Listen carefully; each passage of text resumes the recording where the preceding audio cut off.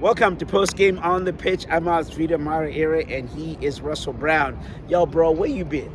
Yeah, where you been? What do you mean? I've been doing it solo. They know. I've been globetrotting. I've been traveling around the world, you know. Fair enough. Well cultured, right? Well, thank you for honoring us with your presence and on such a great occasion where the Sounders are down 1-0, and then they turn that around. They're down 1-0 on the score. They're down a man in terms on the field, and then they come back and 2-1 win. Yeah, it's a big win, and I think we both mentioned they needed these points coming after, a tough 3-game stretch where they didn't pick up any points. So coming back home to playing a team that's still dangerous, you can talk about anymore that there's not any, cakewalk in the MLS anymore. It seems like everybody is competitive. Everybody's going to give you a good match. So coming home and getting a win, especially down a man, as we'll talk about, it was an impressive win, and it was a much needed one. Yeah, and Colorado's 0-7-3. They're winless on the road. It didn't look like that when they scored, in the 4-minute, 11, 3 minutes in, something like that. Yeah, and it looked like the same old thing. Achilles heel the Sounders. Somebody sneaks behind Alex Rodin and kind of, let's just say the fullback, okay? But it was behind Alex Rodin. So how did they recover from that? Yeah, it was. They started. Well, we talked about it. They weren't playing on the right side. They were, they looked a little stagnant and just trying to play out of the back and play up the field. And then once you came, we emerged from the press box. They started playing over the top. They tried to get Jordan Morris and to get him a little pocket, and that's when they became more goal dangerous. And that's when they started to create more opportunities. Their goal that they eventually got to level the match, was a controversy, at least with Colorado. I'm sure none of the Rave Green fans or, Brian Spencer said himself he's not upset with it, but it was a quick restart after a foul. And Nico got on top of the ball quickly behind where the foul was, so that's where the controversy kind of dies. And Jordan Morris gets on the end of one, a much-needed one, and levels the matchup. But I think the momentum changed there. There was another part where Kellen Rowe gets a second yellow card for being a fool a little bit. But, they recovered enough momentum-wise where the second goal, where, again, Jordan Morris created the goal, it really started to feel like they got back into it and found that edge that they, lost for a while. Let's go back to those two kind of flash points. Now, in soccer, there's a foul. So you got to stay. The team that now has the ball places it. It has to be where the foul occurred or behind. Right. The ball cannot be moving forward. Yep. And moving at all, because the reason is then you could kind of put a spin on it, whatnot, and gives you the advantage. So clearly that was not the case. No, the foul occurred and right over our shoulder.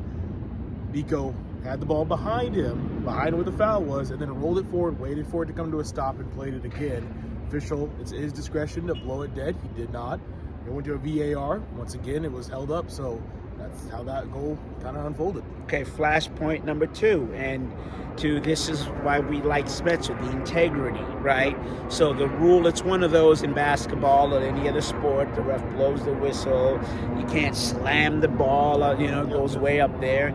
And in this time, I didn't even see it, to be honest with you, but Kellen, obviously, after the call, was excessive in what he did with the ball. And did you see it?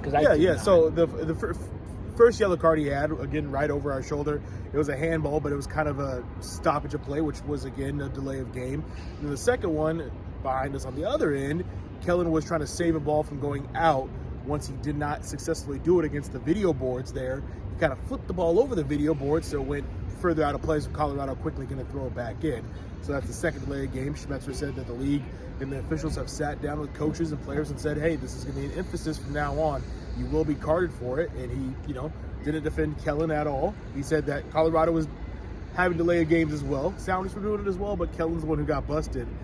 He did it twice, and that was the end of his night. And in all fairness, Schmetzer did say that Kellen, to his integrity and who he is, he waited till after the game in the tunnel right over there, because sometimes you have to get in a dressing room. Some players leave, some don't. But anyways, he waited and said thank you to his players for saving them. And speaking of that, Nuhu did not play. Yeah, he did not dress. All we know is it was disciplinary, and Schmetzer didn't go any more into that.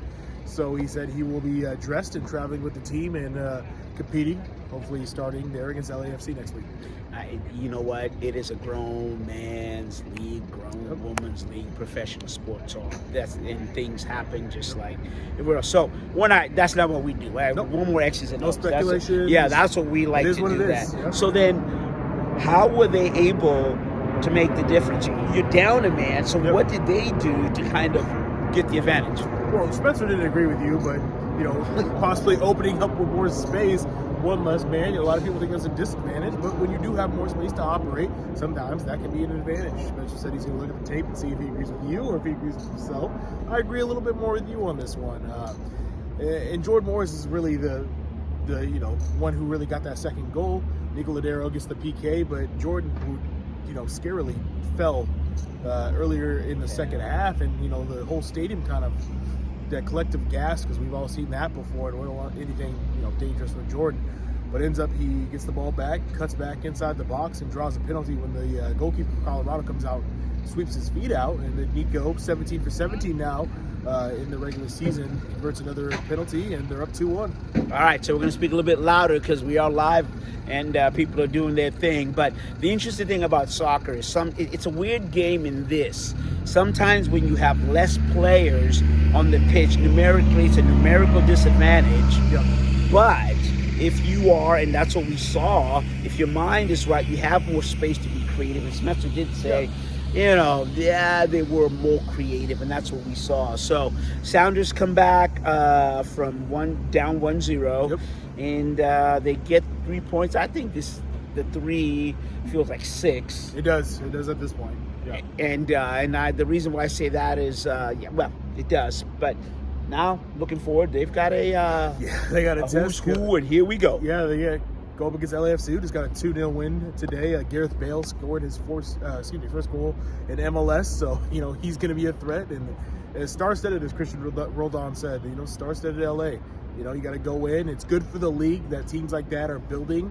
But the Sounders are still the benchmark, so it's going to be interesting down there in was it Bank of California Stadium, I still believe. Yeah, absolutely. So it'll be a good matchup for the Sounders to continue to test where they are still trying to press forward after the CONCACAF Champions League final. All right, Russell Brown, Masvita Mariera, CascadiaSports.net, post game on the pitch. Thanks for listening and watching.